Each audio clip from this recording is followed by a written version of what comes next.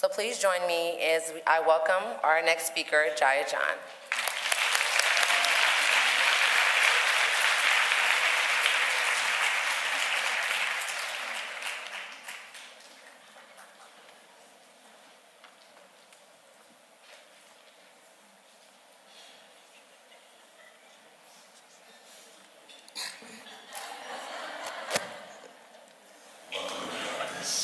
Good afternoon, LA. Buenos días, buenas tardes, ¿cómo estamos la familia? ¿Todo bien? All right. How we doing, family? I can already tell, Daniel, they got the disease. How many of you got the disease up in here? You heard it, it's called various things in various locales, but you might know the disease by the acronym the CP disease. You got the CP disease in here? Y'all, my sisters know what I'm talking about. That's the colored people disease. Y'all just got done eating and then they asked me to come up here and entertain y'all. I know how it is. It's gonna be half of you going into a sugar coma. Rest of you looking at your clock thinking about, I can't go home. So my daughter, she's 16 and her last day of school is on Friday, finishing her junior year. Yes, thank you.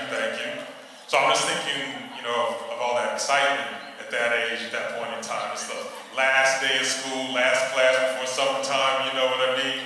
Everything in you is jumping, you're ready to just run out the door like crazy. And that's about where you are right now. I'm that teacher in between you and the last moment of class for the school year, right? That's all right.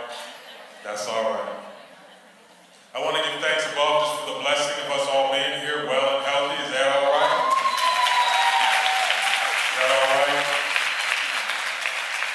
You and I, we know because we're exposed to the world. We know we can't be taking things for granted. It's a blessing that we woke up this morning, yes? It's a blessing that our blood was still flowing through our veins and arteries, that our heart was still beating, right? It's a blessing that our brain was working well enough that none of us showed up in here straight buck naked, correct? Actually, let me check. It's a good thing to have your mind right. We were able to get here safely, correct? I drove from Camarillo in Ventura County. That's where I live, yeah. Drove down here today, and anytime you're driving up into LA, you gotta just count your blessings. You gotta count them. You really do, right? So I don't know how you got here by hoofing it, by train, bus. Maybe you parachuted in, but if you made it here safely, you should be giving thanks, yeah? Give thanks.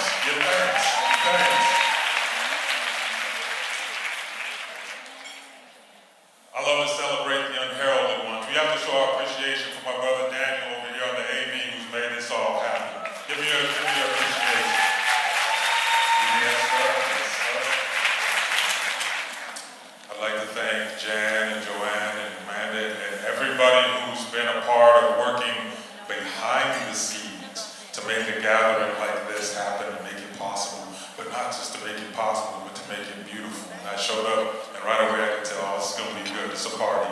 It's some good energy up in here. That takes hard work, though, to put together. They've been working on this since last year, I'm sure. And so it's something that deserves, again, our appreciation and applause for those who have done the work. Yes.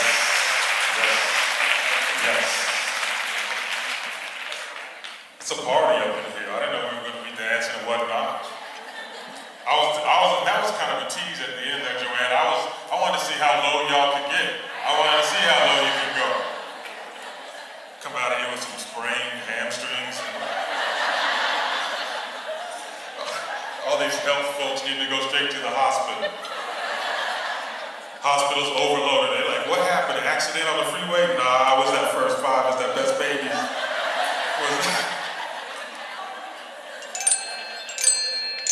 I just get to mess with this while I'm up there, so pardon me. That's kind of cool. That's like a spa experience. It takes you there. This is a blessing for me in so many ways. Just so you know right off the bat, I'm emotional. I get emotional. Don't be discouraged by that. Don't get discomfort. Large black man emotional. What should we do? Is it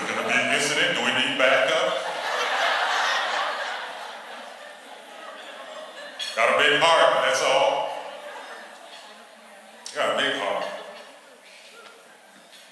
I'm honored to be with you, LA, my family, hermanas, hermanos, my people. I'm really truly honored to be with you. For me, this is highly personal, and it always has been. As I always share the truth of my journey, I was born, like you, I was born. I can assume we were all born. Anybody so that wasn't born? We don't want to culturally be insensitive to anybody who wasn't born. Did you just, the Robin Williams thing, you just popped out of the egg and well, you never know these days actually. But I was born from the womb of a woman. Again, anybody not born from the womb of a woman in here? Because we honor your journey too. So we had that commonality, right? But then as soon as they cut the umbilical cords that connected me to my mother, Mary Elizabeth, at the time, this was in La Tierra del Encanto, Nuevo Mexico. This was in the land of enchantment in New Mexico. This was cerca del Rio Grande. This was near the Rio Grande River. And I was born in the desert. You know what I mean? I was born by the river in a little tent. Well, I wasn't born in a tent, but I was born in the hospital, the Town Memorial Hospital, and circumstances of my life were such that when I was born, they cut the umbilical cord, connected me to my mother, and they raced me out of the room so quickly. And my mother, Mary Elizabeth, having carried me for nearly 10 months, right? Gestational intimacy, the most intimate relationship of all human time, when a woman carries new life within her. And they rushed me out of the room immediately. I'm theorizing, I don't know. I didn't get a chance to go back and ask them or interview them or doing any kind of customer satisfaction survey with the hospital folks. But my theory years later is that back in the day, they were trying to prevent attachment and bonding. I don't know. They're trying to make things easier. So they rushed me out of the room, right? So my first embrace, my first welcome home was not the embrace of my mother. It wasn't one of those orange incubator lights, lamps, I call it the McDonald's food warmer, you know what I mean? That was it, that was my first warmth. My mother, however, never had a chance to hold me, never had a chance to see me, smell me, dwell with me, lift me up, that sacred movement when the child comes from the womb into the room, and then the mother brings up the child right here, sacredly, to a sacred place, right here, the nook in her mother tree. And the chemistry in the skin of the mother begins to engage in a miraculous, divine, mysterious, mystical symphony. It's music, it's artistry with the chemical component in the skin of the newborn child, and the two orchestras come together, music is made. It's a singular sonnet and song that happens when the mother brings the child to her nook for the first time. And then amazing things happen when you do that, because now the chemistry is such that the orchestra sends a signal, and the signal runs up to the brain of the mother who's just given birth. Only when the intimacy is completed, the circle is completed, of the mother bringing the child to her nook, does the signal get sent to the brain to tell the mother's entire system, not just physical, but also emotional, psychological, and spiritual. It tells the mother's system, her being, that the season, the circle, the cycle of gestation and delivery is done. New child has come, go beat the drum.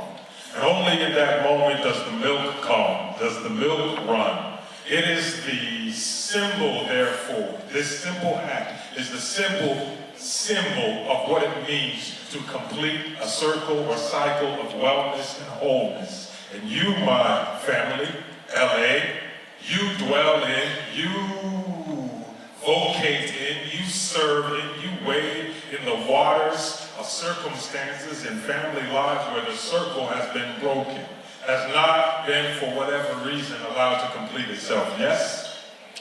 And that's why I am honored to be with you this evening, because I am that child. I come from that family. My mother never had that opportunity, so we can assume that trauma occurred within her, yes? Oftentimes in society, though, we don't yet have that consciousness. We're getting there, but we don't yet have that consciousness to understand that the trauma that occurs within a woman, within a mother, within a single human individual, doesn't stay there. And trauma has a nature. It's like dropping a stone into the middle of an ocean. A ripple gets initiated, gets born, and that ripple continues and continues. In one way or another, that ripple will reach the distant shore. So that ripple travels from the mother through the family, the immediate family, through the kinship circle, through the neighborhood, through the community, through the county, LA, through the state, through the society, through the humanity, and it comes back, it bounces back and forth, back and forth. Don't fall asleep. Back and forth. So I was born into trauma. I was born in the context of trauma. I was blessed with the challenges of trauma. I've lived my life intimately considering and reflecting upon trauma.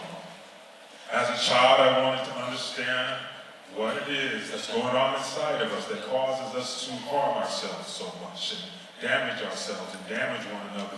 I would lay in bed at night and tears, hot and scalding, would trace down my face. They'd come down the precipice. They'd scale the slopes. They'd end up in a valley, in a pool, in a lake, in a pillow, all night long, every night, crying, not just about my circumstance, but crying for us. What are we doing to ourselves? And I promised myself that I would grow up to be the kind of person that would do something to be like you, to be the kind of person that would go out into the water and wade there and be with suffering, and be with the broken circles, and care enough and love enough and believe enough and have courage enough to be there in the presence of others and walk with them while they healed this circle. I wanted to be like you. And so this for me is a sacred moment. I'm the child that needed you. I'm the child that was there in the home when you came for your home visit. I was a child who depended upon you to come into that home with a certain level of wellness.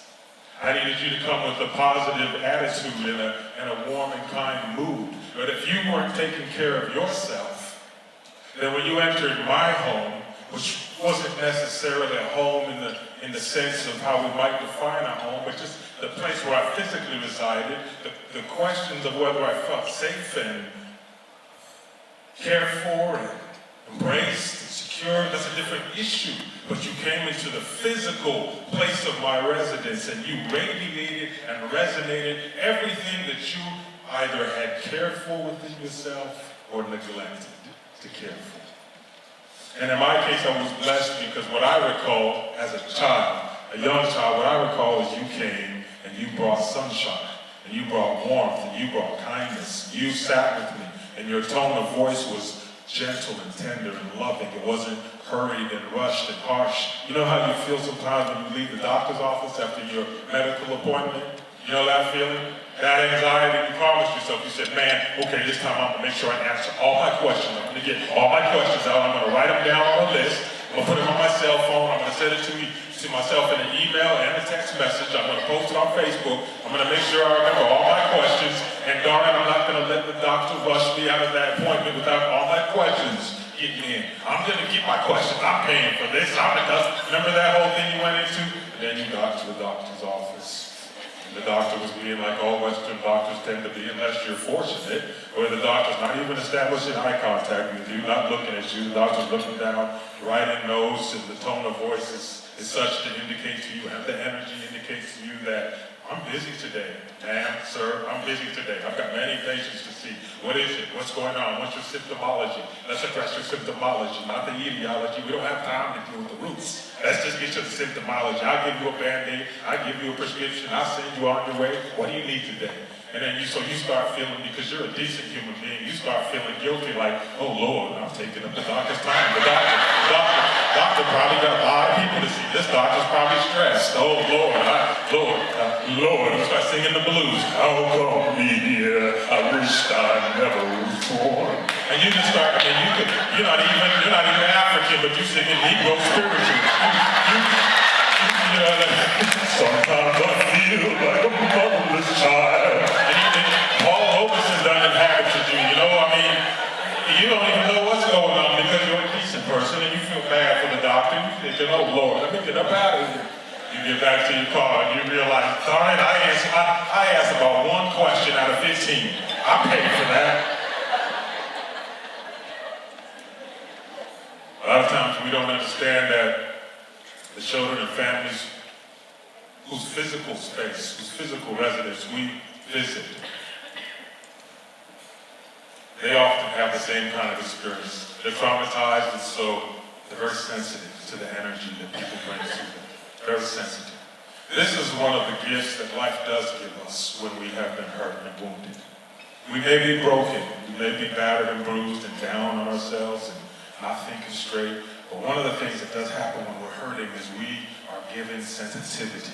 And I believe that sensitivity is a survival tool. It's meant to protect us. It's meant to make us more aware of whether that which is in our environment is there to harm us or there to help us. Traumatized children have this gift. I got to spend Saturday evening, what is today, Tuesday? Okay, so this past Saturday evening I got to spend,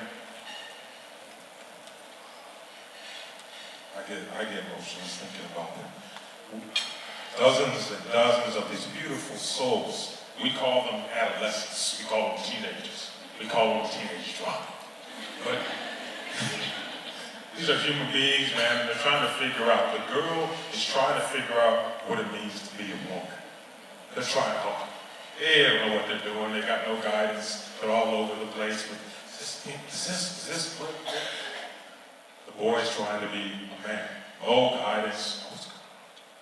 It was an event. It was a graduation and achievement ceremony in Ventura County, at Cal State Channel Islands. Anybody gone there, been there, heard of Channel Islands? Oh, don't be so regionally, so LA. I don't know. UCLA, USC, anything else? I don't know what you're talking about, sir. Just over the hill, y'all, Cal State Channel Islands. Give it a chance. Ain't nothing to hurt you.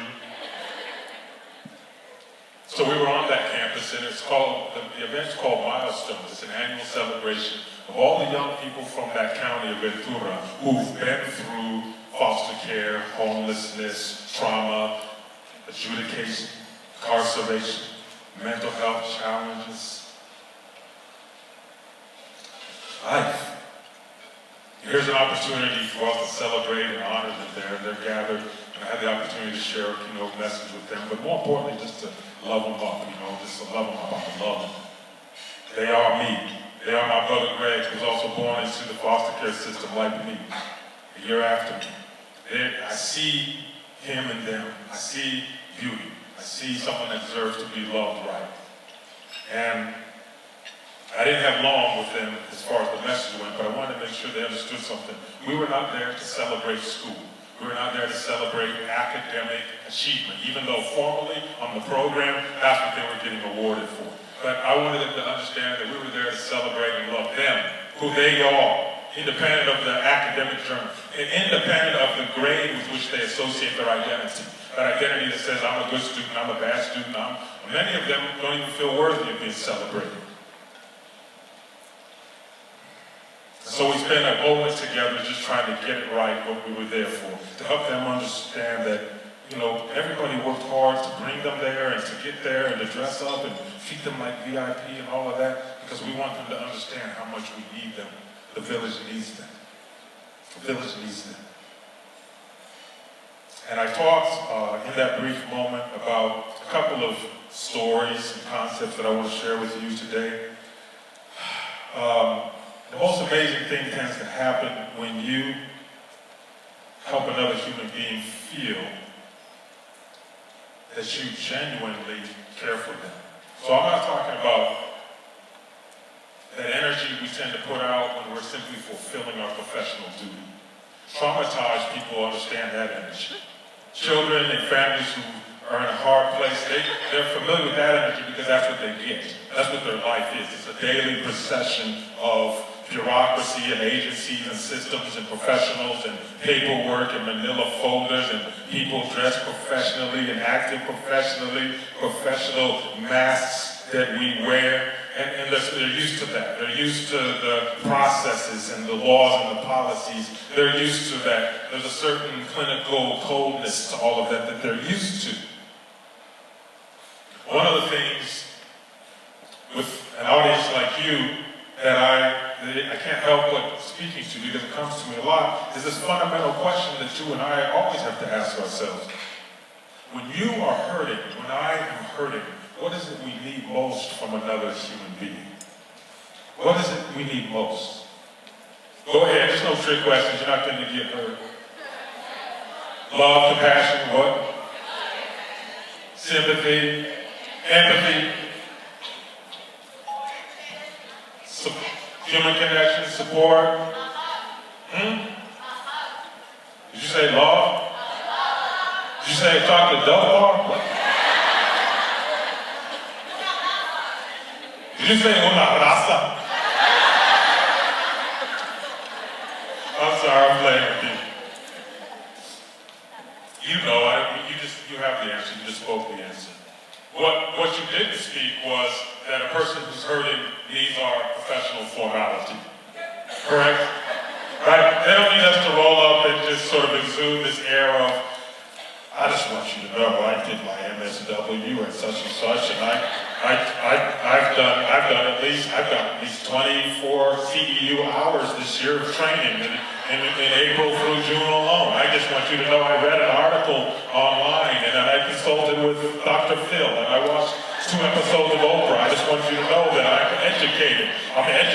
And I'm going to be helping you today. I mean, God bless us. We fall into the identity that everyone else does. And we think sometimes, we lose track, and we think that the professional and educational accumulation of knowledge is the equivalent of the element that a hurting family or child actually needs.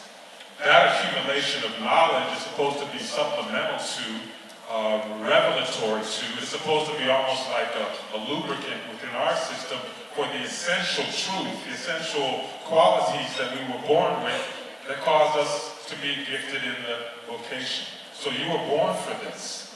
In many ways, the qualification you had at birth is no less than the qualification you have today to be helpful to or supportive of another human being. Correct? We're not saying that the information you and I have acquired is meaningless. What we're saying is that we must keep our perspective about what makes us human and what makes us most available to other humans in order to cooperatively, collectively create the greenhouse, the garden, the conditions, the circumstances by which people can take charge of their own healing. Right? And so that we must not get lost in the morass of information and data and statistics and bell curves and regression analysis and chi-square fit and all the things that we get taught to the point where we believe that external source of information, now that it's been put into us, makes us powerful to serve. What makes us powerful to serve is the fact that we exist, that we were born, that you came out of the womb with a caring heart. So I emphasize this because California, the state of California, and I think I can speak as a Californian, I've only been here about a year and a half now. What in the world is up with the budget annually? What is going on with Capitol Hill? What's going on with the economy? What's going on with the funding streams? What's going on with the climates, bureaucratically and politically within the state that causes you and I to fret about, oh Lord, we're not going to get funding for that program. Are we going to? We start going into stress mode because we believe that we are dependent upon an external source in order to respond to the needs of families in LA County. And that's our first identity mistake. That's an illusion. You came out of the womb with a blessing and a gift to give to another human being.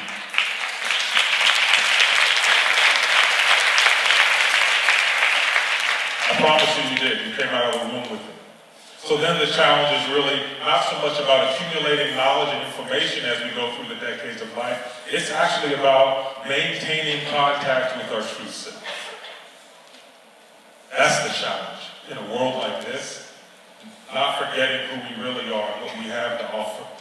Understanding that regardless of the conditions of our profession, within psychology and sociology and child development and what else? And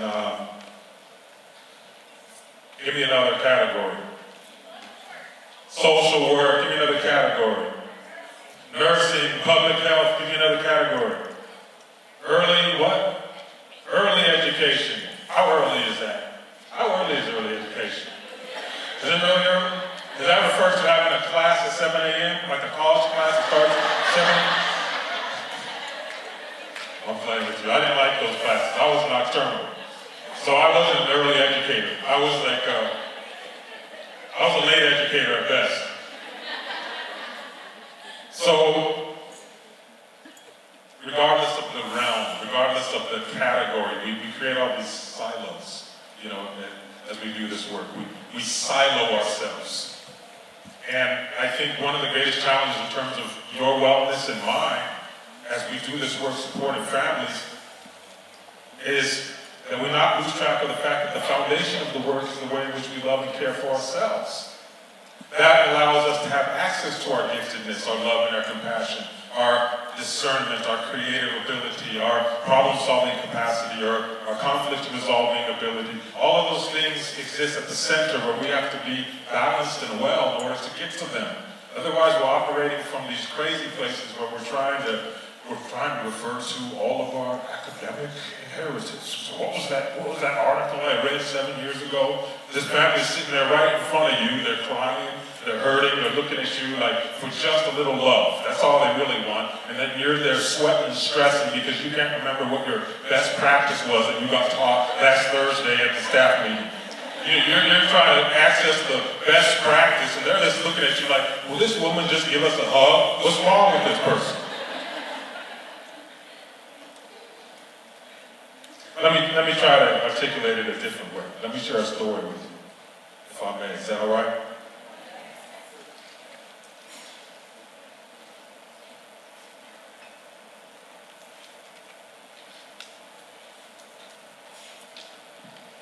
Excuse me, I only have 2 hands. I was hoping to have 3 today. But that other one didn't generate.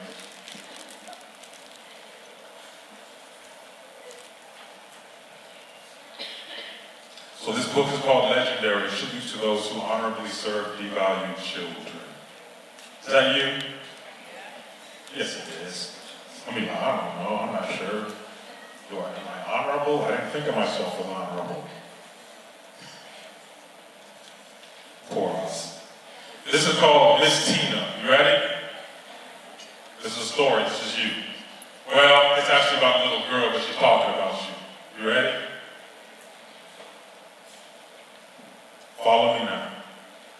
She skips rope to the beat, chocolate milk surging down a parched 12-year-old throat in high July.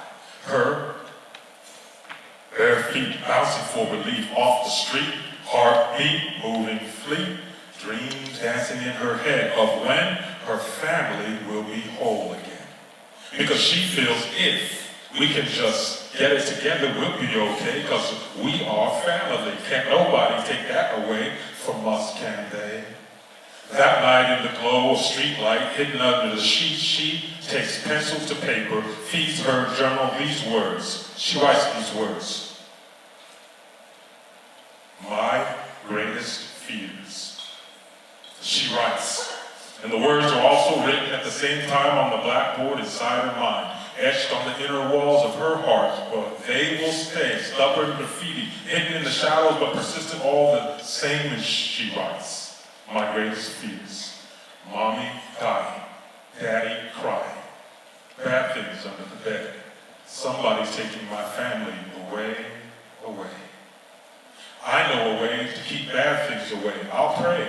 I'll do like Miss Johnson at the library today. When people come at her mean, I'll look at them scary. I'll build a wall around my heart. That way no fires can start inside my chest that would escape from there and burn the rest of me. I'm afraid, L.A. I'm afraid because people don't seem to like my family. They don't say so with their mouths, they speak it with their looks.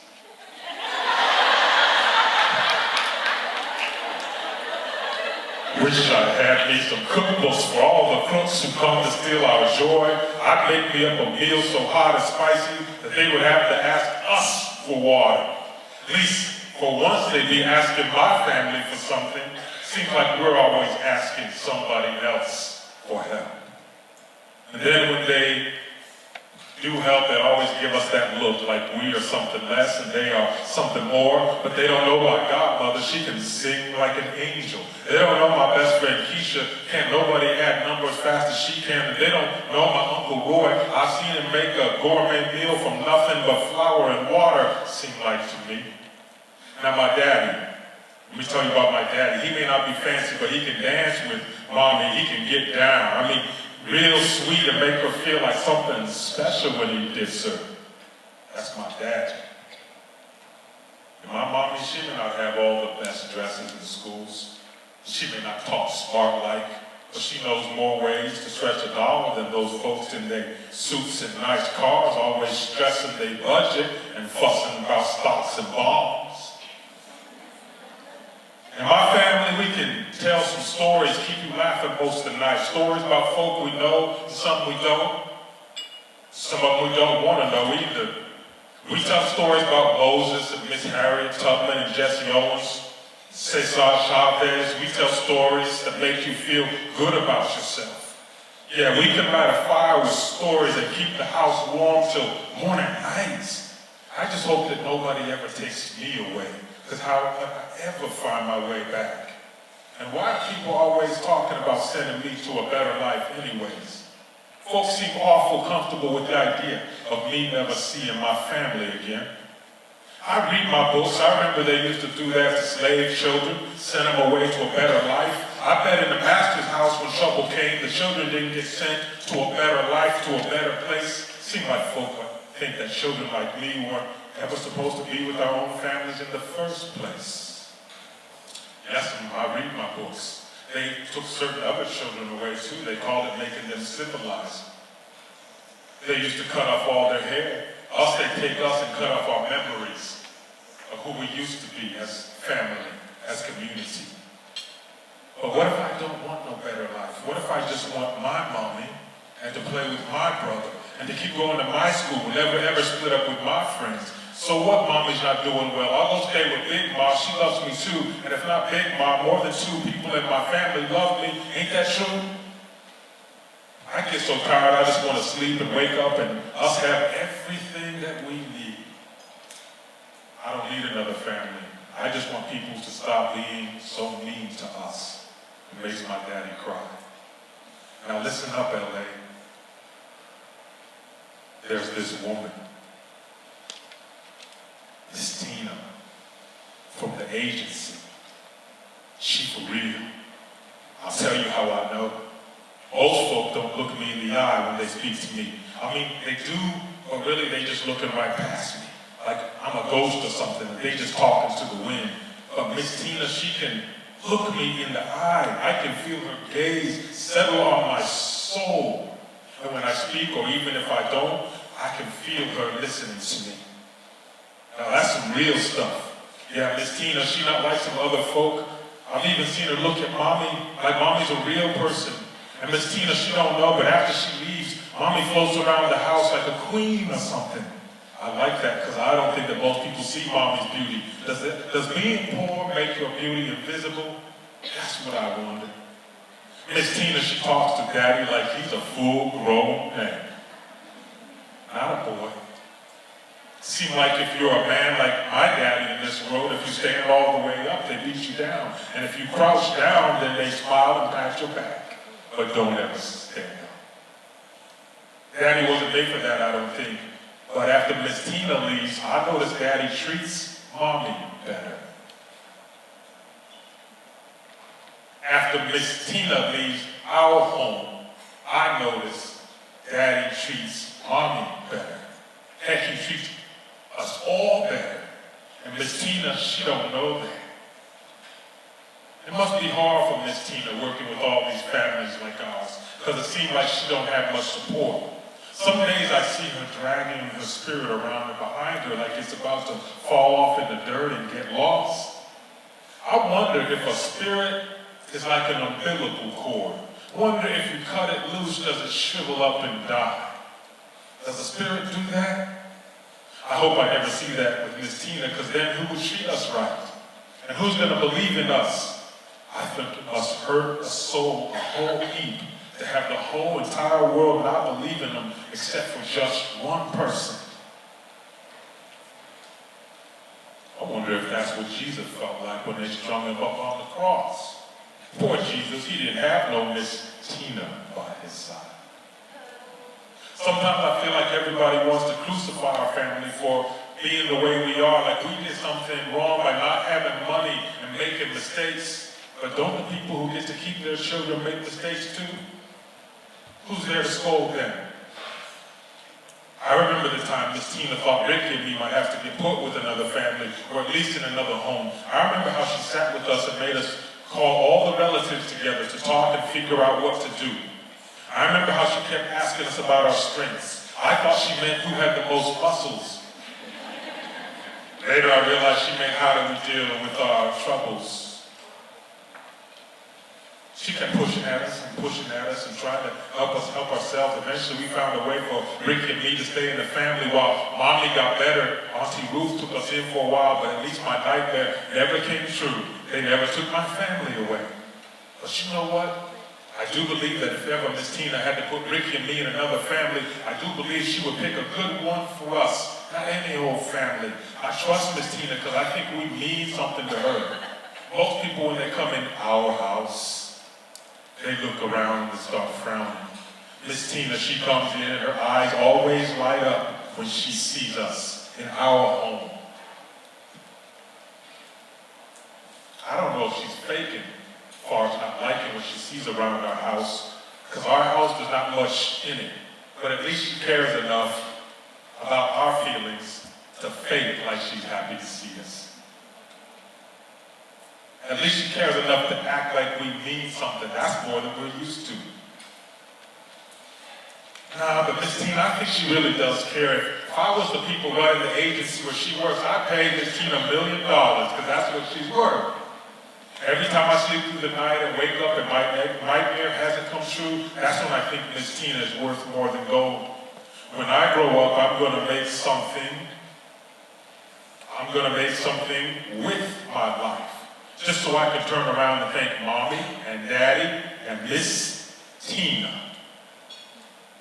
The three big people who always made me feel like I was the sunshine, even when the rain was making them all wet. Miss Tina, I know I don't appear to be friendly on the surface, but that's just because I'm scared that if I smile, that's where the pain will sneak in and come back to visit my heart. So I don't smile. I don't give pain a chance to start.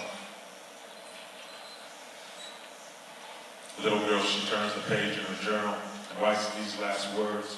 She writes, my greatest fears. Mommy dying, Daddy crying, bad things under the bed, somebody taking my family away. P.S. Miss Tina, someday I'm going to help all the children and babies just like you do. You ain't just my hero, you're my angel too. You take good care of yourself. Miss Tina, I need you to. The 12-year-old closes her book, emerges from under the sheets, and drifts off to sleep as fireflies mimic the stars. Her nightmare chased away for just one more day. Thank you.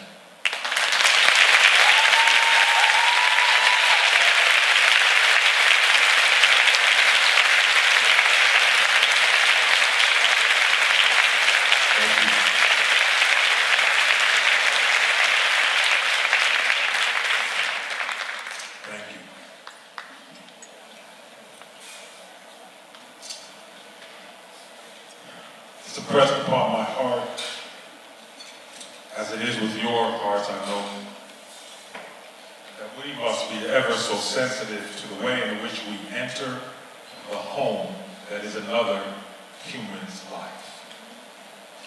That home may be their physical dwelling. It may be when we open the manila folder and visually see the case for the first time. It may be the first opportunity we have to imagine a person. How are we imagining that mother, that father, that family, that child? What is our imagination? Is it of them as inferior? Is it an imagination in which we see them only as divinely beautiful? The way in which we enter into another person's life is everything. The way in which we speak to them, the tone of our voice, the tone of our heart, the tone of our body language, our micro-expressions, our pace, our movement, our rhythm, everything that we are, they are hypersensitive to because, see, they have been unseen, unheard, unlistened to, untouched in the right way, too touched in the wrong way. When a new life comes through into this world, there is an amazing, fantastical, wondrous opportunity that you and I have to be agreed and committed for that new life, for that new family, because a family, even if it has been around for many, many years, is new in the moment of birth. When we say welcome home, who are we directing those words to, that greeting to? Who's in our mind? Who's in our heart? When we say welcome home, and we conceive of a welcome home baby program, who is it that we are welcoming? Ideally, who are we welcoming? I want to share a story with you that comes from a place far away in Africa. Many villages actually traditionally have performed this practice culturally, and it is, I dare say, a best practice that we right here in LA can dare to adapt, can have the courage to adapt.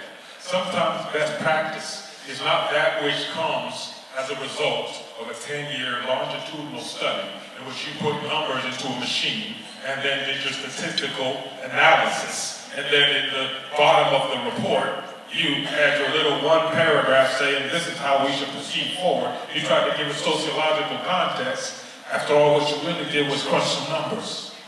Sometimes best practice comes from going back to the root of things. You and I come from grandparent cultures in this room. Asia, Africa, Europe, Latin America, the indigenous world. We come from old cultures. I say in a native way, grandparent cultures, right?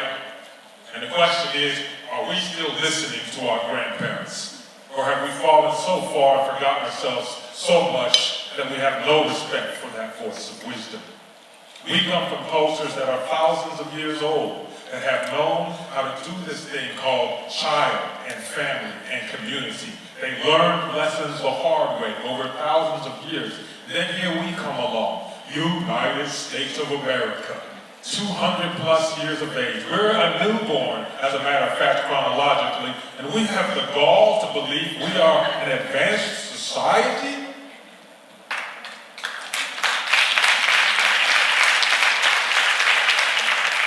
Of course, we can say we are advanced in terms of capitalism and materialism and militarism. We are advanced in so many ways. And it's because of our hyper-individualism. That's what the founders of the society determined and chose. They said, as a result of our personal trauma in our homeland, we want to come to this new place and we want to emphasize individual freedom. That's why this became the land of the Declaration of Independence, not interdependence.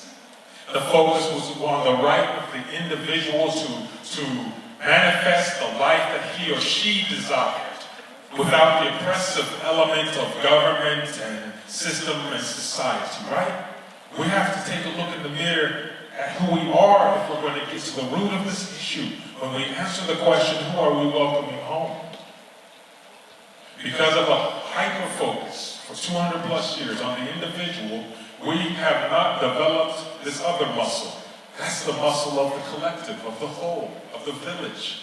We struggle with being whole together with leaning on each other. We believe in silos. We don't believe in collaboration. We use collaboration as sort of a keyword so that we can get the grant we want. We say, oh, Jessica, make sure you put community-based, child-centered, collaborative into the proposal because we want to make sure we get the funding too. Make sure you put the right language in there, Katie. Make sure, we're going to do a review on this.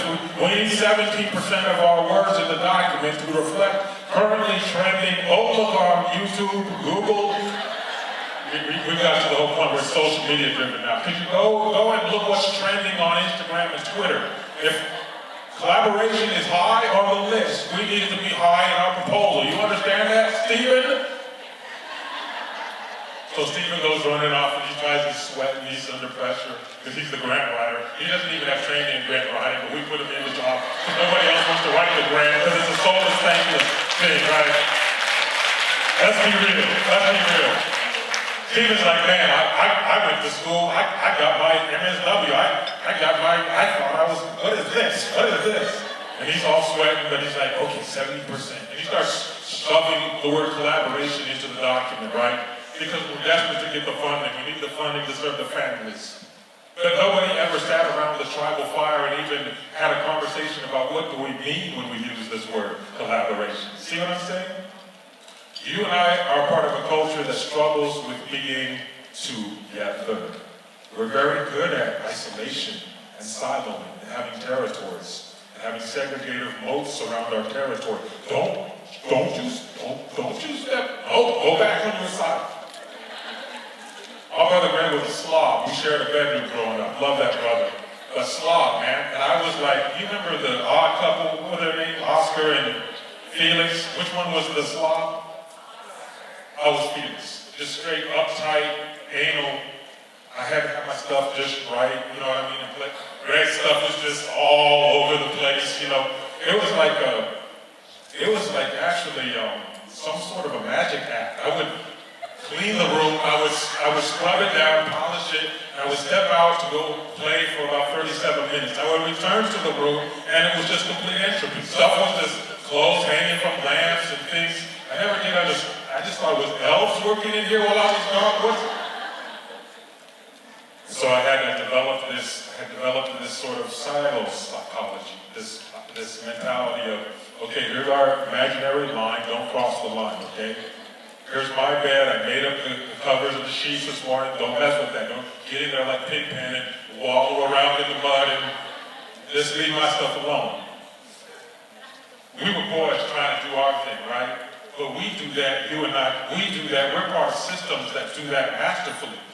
Systems that have worked out the muscle of segregation and siloing in territory.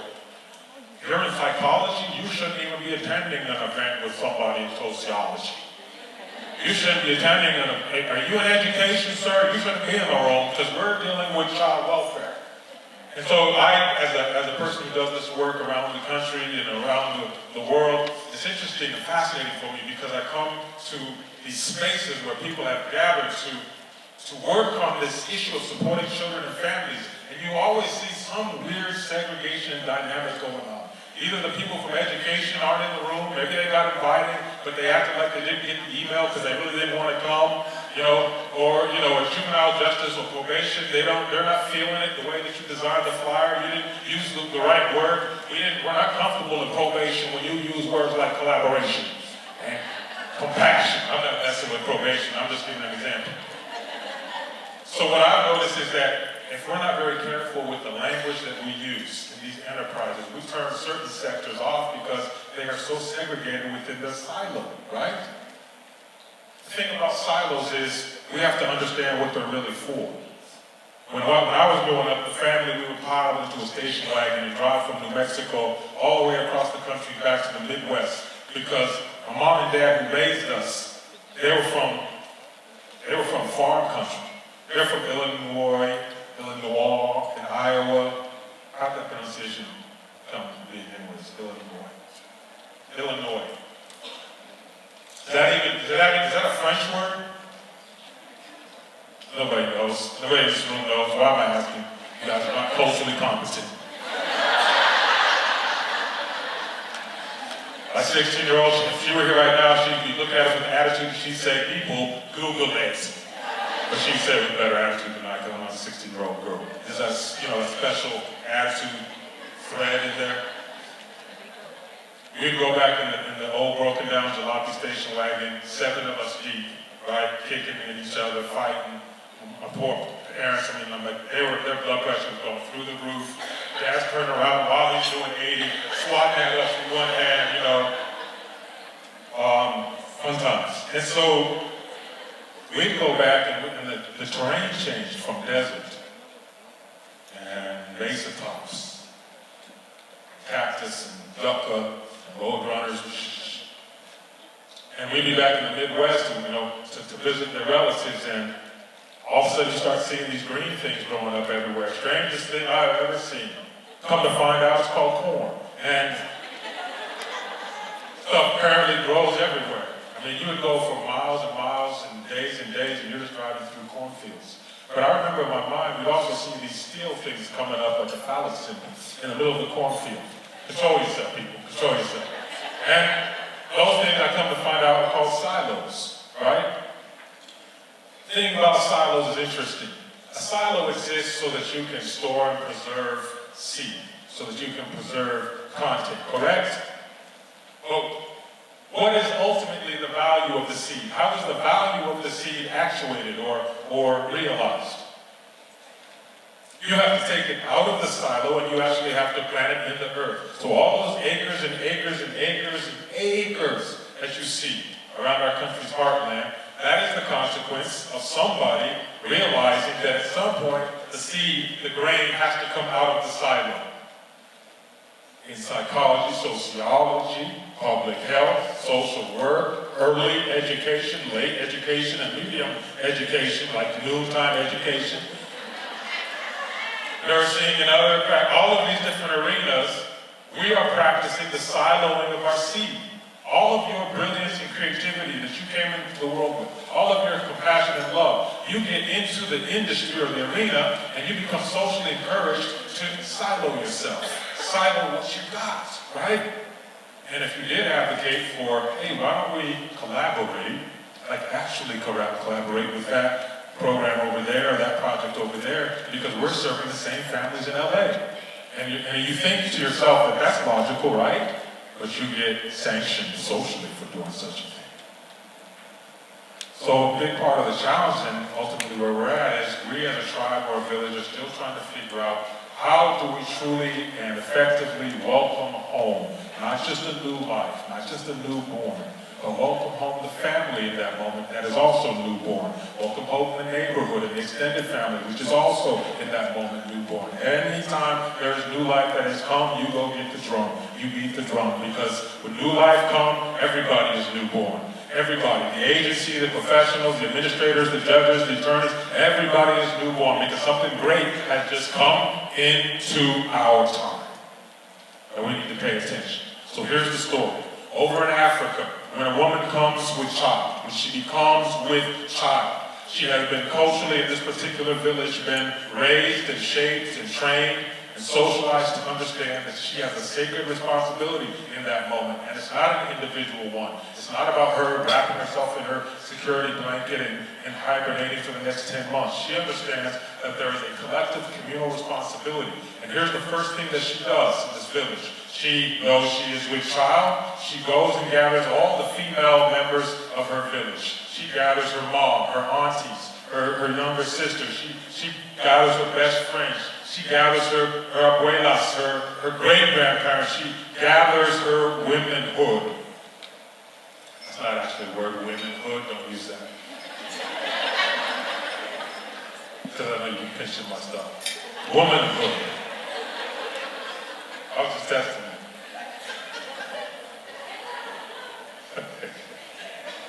She gathers her people. Now, you could theorize for why she's gathering the women folk and not the men folk. But I got my own theory on that. And that theory is that there's a fundamental difference between the female brain and the male brain. And that has to be honored. And in our society, our scientists, who we really kind of refer to for our sense of godly knowledge, truth, Our scientists are finally catching up to what you women have known for thousands and thousands of years. You've known since the beginning of mankind. There's a fundamental disability that has to be accounted for when you look at the developmental line or trajectory of the female brain and the male brain. So a female brain develops like a space shuttle, if you're going to graph it, XY axis. Okay, you see the space shuttle take off, right? Am I culturally relevant? You've heard of space shuttle? Okay, I never know, California. So, space shuttle goes straight up pretty much, right? That's the female brain. When you graph it, it's like from conception to gestation to birth. Little girl comes out and she's already capable of handling, she facilitates the whole social world. Like by kindergarten, she rolls up into the classroom and she works the teacher, she works the boy she's got a crush on, she works her best friend. She's already scanning what her friends are wearing. If Tiffany's got on the same color shoes, then that's not cool, because I told Tiffany I was wearing my yellow shoes today. And she's already working how she's going to communicate that with Tiffany. She's figuring out who she wants to give her snacks to. Does she want to give snacks to Beth Ann, because Beth Ann's having a sleepover that weekend? And does she want to sit in the cafeteria next to Raquel, because Raquel has an in with Johnny and she's got a crush on Johnny? She's working all this out. And it's like 9 a.m. kindergarten. Female brain. Space shuttle, I'm telling you. So if you don't believe me, just Google it. She's passing notes. She's coming up with notes. She's applying like Michelangelo, Da Vinci level artistry to her notes. So she's passing notes in school that have flowers and three-dimensional beings and stuff and light rays, and then multiple choice questionnaires. Are we best friends? Are we really? Do you like me? She's passing those to the boy. The boys are getting to know the boy. This is my man right over here. He's still traumatized because he got one of those notes. We're trying to you fold the thing up as origami, and it's like master level origami. All we know to do is fold our thing up into a football and kick it a million on the table. You give us this love, we're under social pressure because now we've got to answer a multiple choice pop quiz that we didn't get to study for, that you decorated highly, so we feel bad that we better respond because you put so much into it. You're sitting there trying to figure out, you've got 5 graham crackers and you're trying to just figure out what strategically who you should give your graham crackers to because you want to curry benefit and favor, right? And we're just over here sweating and we just want a graham cracker. And then, so scientists come to find out, wow, when we do the longitudinal study and control all variables, we see that the male brain actually statistically significant difference in its developmental arc. And they do the XY graph and they see that the male brain is far from being a space shuttle. It's not a straight upward line, it's more like a crop duster. It's just black stuff coming out the pipe and it's trying to and it just gets up high enough over the crops to fertilize something. That's the male brain.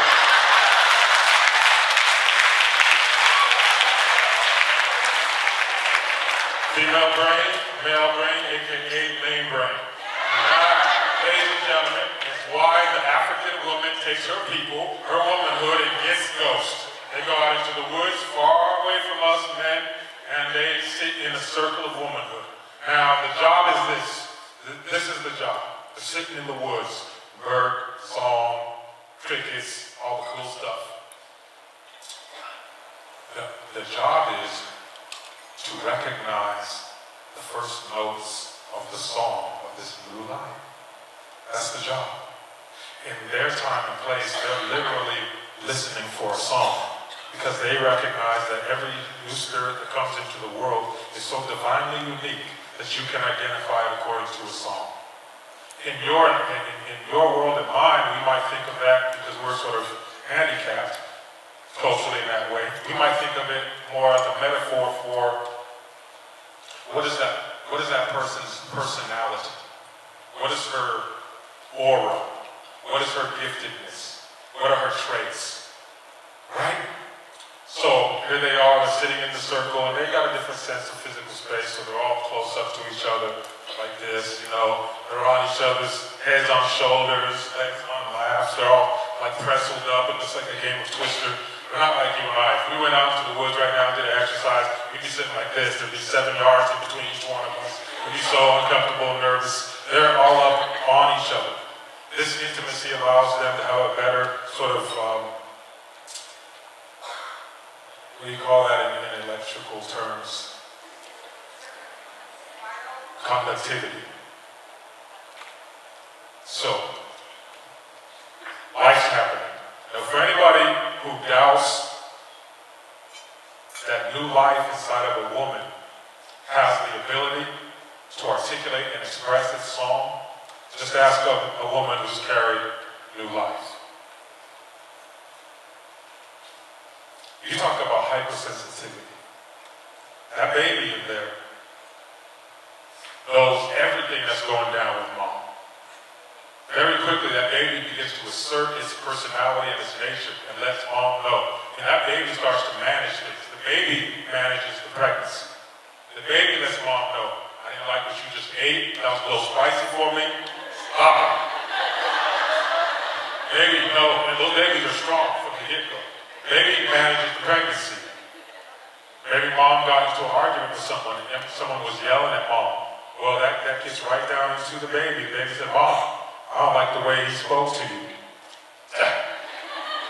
Now, she's not trying to punish mom, but it's like when you're sort of riding a horse, you know, the baby's trying to direct mom away from that kind of conversation and energy and spirit. Or she's basically saying, stay away from that dude, he'll lose her, mom. Let's be positive.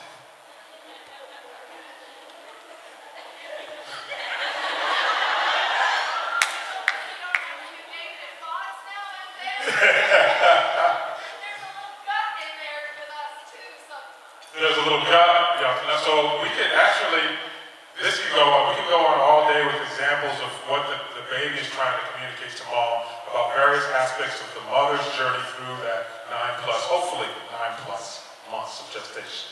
The point is, that new life is singing its song. So you understand the metaphor now, right? Don't get all nervous because you're thinking, is it possible humanly for a person to sing within the womb, Charlie? We didn't study that in school. Did we? I remember I was partying the night before. Did I miss that class? Don't get all, be poetic and metaphoric if it helps you be comfortable with the concept. They sit in the woods and they gather the song, the first few notes. Here's the key. They are not dictating to the child, to the baby, to the new life, what that song will be.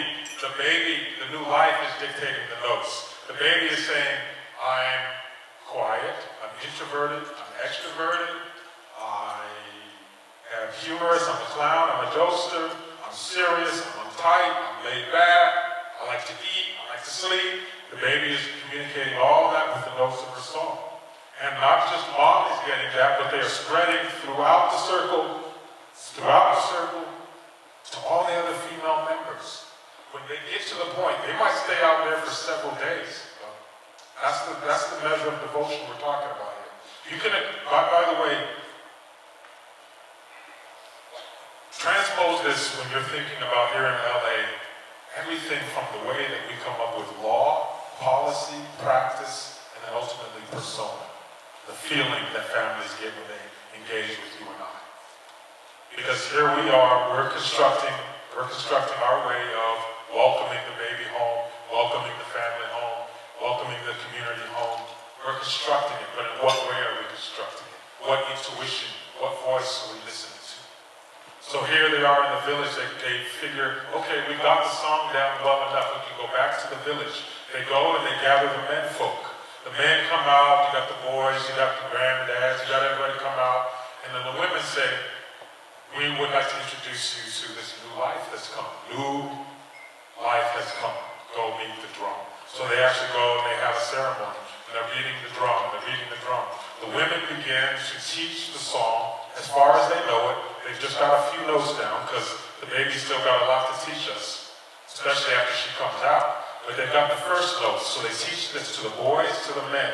Now, when the new life is born, I want you to imagine this and compare it to what you know about the experience of a baby being born in Los Angeles County.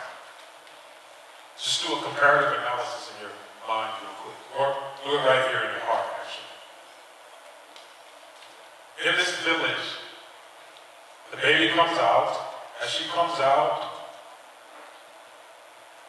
she's not being exposed to a flooding of fluorescent light bulbs popping and flickering.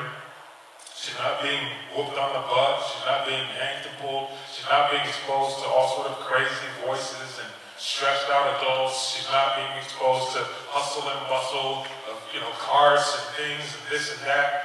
The baby is exposed to one predominant energy, one predominant sound, one predominant vibe. And that is the sound and the vibe and the energy of her own song. Her entire community is singing it to her. It is their way of saying to the baby at the moment of birth, welcome home. It's not just the family saying to the baby, welcome home. It is not a caseworker saying to the baby, welcome home. It is her entire village. It is LA County. It is California. It is society, all singing in harmony. You know the power of harmony. You know when a group of people are singing in harmony, that just kind of melts right through you, right? And you know the moment that the harmony is not there, the disharmony, how that feels to you as well, right? In the moment of birth, she is experiencing a bath, a spa day, if you will. In her first moment in the world, she is being bathed and soaked. She's getting a mud cake treatment and everything. And it's all her song. Here's the most mystical thing that happens from that point forward. As she goes through all of her developmental stages, even within the first 9 months. And let me just testify for a moment about the importance of the first 9 months. Because I know you all know this. You know it at least academically and clinically. But from personal experience, I'm just going back to my first 9 months. That was a period in which you can look at the records and see I was being moved and moved and moved and moved and moved. The first 9 months and all of what comes with that in terms of transitions and jarring dislocations and loss and grief, attachment bonding, etc., etc., etc., cultural dislocation, adjustment, and everything that goes with change like that. Affects a child to such a point that at 9 months, trauma can already be in place that will greatly impact the rest of that human's life. And at the same time, flip side of that, wellness can already be in place that fortifies that child for the rest of his or her life. 9 months means everything. So in the African village, we're back there. She's learning to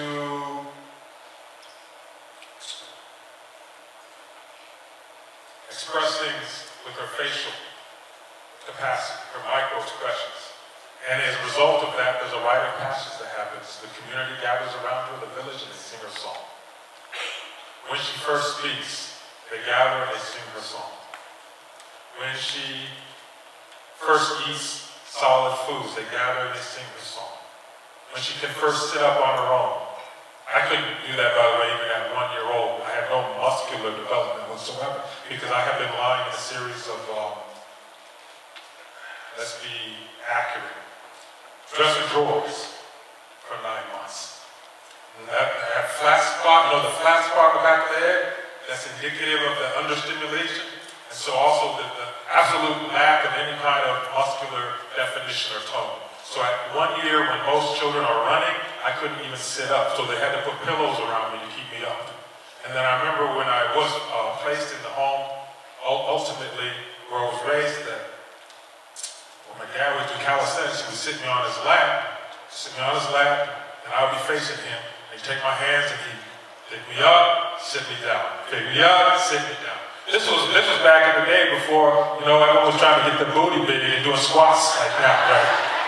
My dad had it figured out, man. He was working me. And so, here we are in the village. When the baby learns how to sit up on her own, when she has that strength, they sing her song. When she crawls for the first time, they sing her song. Now keep in mind, all of these months, she's teaching the family and community more about what her song is. Her narrative is becoming more intricate, more complex, and more complete, right? She's letting people know, you can't just touch me that way. Or you can't, I don't like to be held that way. I don't like to, you think you're massaging me, but you're hurting me. I got sensitive skin. Don't speak to me so loudly. I'm sensitive to loud voices. Can you turn that music down on me? Or maybe she's even communicating in some kind of form or fashion.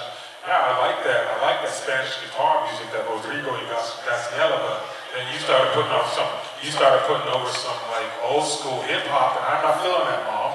So you gotta pay attention. All of this is being expressed. It's her song, not the one we hope her to be. It's hers. When she learns how to walk, they sing her song. When she learns how to speak, like really speak, they sing her song. When she gets older, and she has her first, in a native way, I'll say it, when she has her first moon time, like right now is a powerful moon going on. When she has her first moon time, instead of her experiencing that in shame and secrecy, thinking that there's something wrong with her because nobody has communicated with her about it or anything, can you imagine what the girls right here in LA County would be feeling about themselves if the entire village was singing their song? Now, culturally, we're trained to think, oh, that would be horrifying. But I'm saying if it were the norm, and she came to her moon time, her river flow, that place where she became a portal for life to come through in generations, the most sacred capacity. If her village was singing her song as a way of saying, not only is what you're experiencing not shameful, not only should it not be a secret, but it is something sacred, it is something magnificent. This is the most beautiful of things. So now in this moment, they're using her song that she has taught them as a village, and they're giving it back to her as a nurturing message, a nurturing massage, a loving massage, if you will, to increase her wellness in her relationship with herself. Her identity about what I am as a girl becoming a woman becomes seeded because you've taken it out of the silo. You didn't say it needs to stay over here in child development, it needs to stay over there in public health. No, you just put it into the child. It needs to be touched lovingly by every system. And you put it into her through the song. By song I'm saying we came up with the policies here in LA that helped her to feel that she was becoming something beautiful as a woman. Instead of what normally happens, which is you look at girls and you see their academic performance plummets. The empirically measured grades and test scores plummet right around that age. Right around that age when she has her first period, and that is because her identity is drastically shifting now. The way that she feels about herself is drastically changing. And too often it's in a negative direction. She's becoming so hyper self-conscious. And she's becoming objectified. And she's starting to feel less confident about herself. And nobody, just by the fact that nobody is singing her noontime song to her, she translates from that something bad must be happening to me because everybody's uncomfortable with it. Nobody's talking about it with me. Not even the female people in my life. If nobody's talking about it with me, it must be shameful, it must be bad. She internalizes that, and then her whole concept of relationship with herself begins to change. This is empirically proven throughout decades, regardless of the ethnicity. It's just, boom, a drop off the cliff that could be prevented if we were singing her song. When she becomes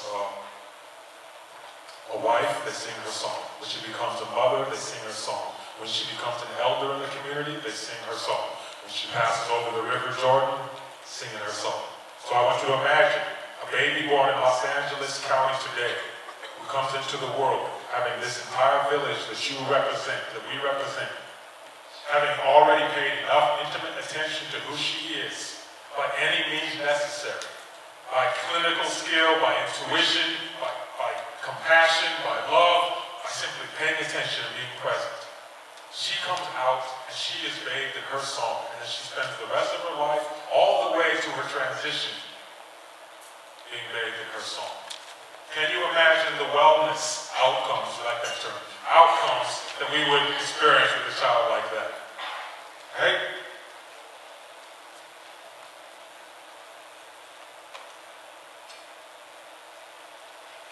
The work that I do with young people exposes me to the worst of their pain, and I love that.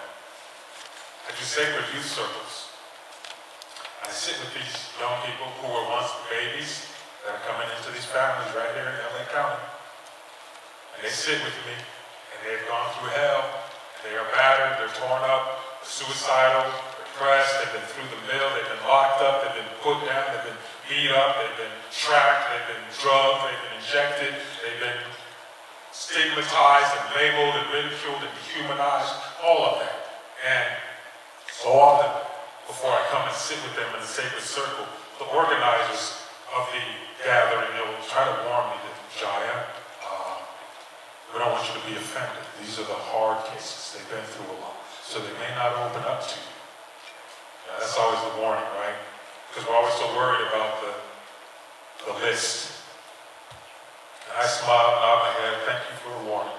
But I understand that our responsibility is not to be concerned and fearful about them. My responsibility is to have faith in their beauty and in their greatness and in their potential to heal. So I do that. I do the work beforehand on myself, spiritually, emotionally, psychologically. I do the work. This is the work. It's not me repairing them. It's me repairing myself continuously. Because life is always unraveling our fabric, right?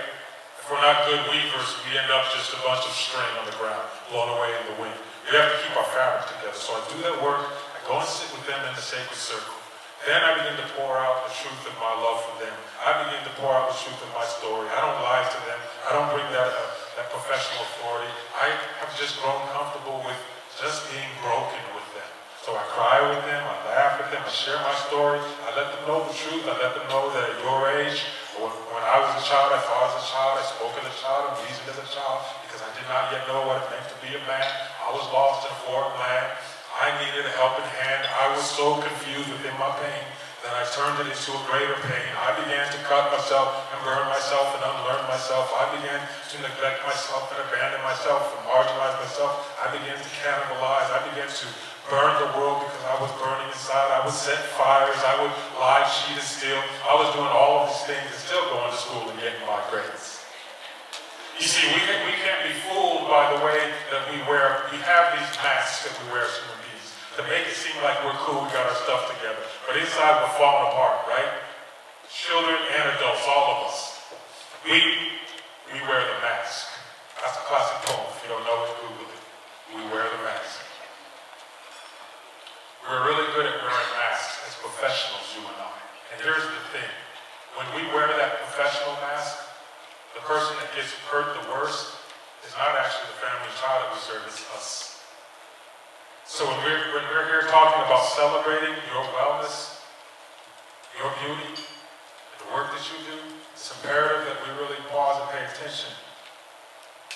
Are we trying to convince ourselves that the hurt inside of us does not exist because we think we're educated and professional, or we've got degrees, and so we shouldn't be to attend to those things, or we shouldn't have been feeling hurt in the first place?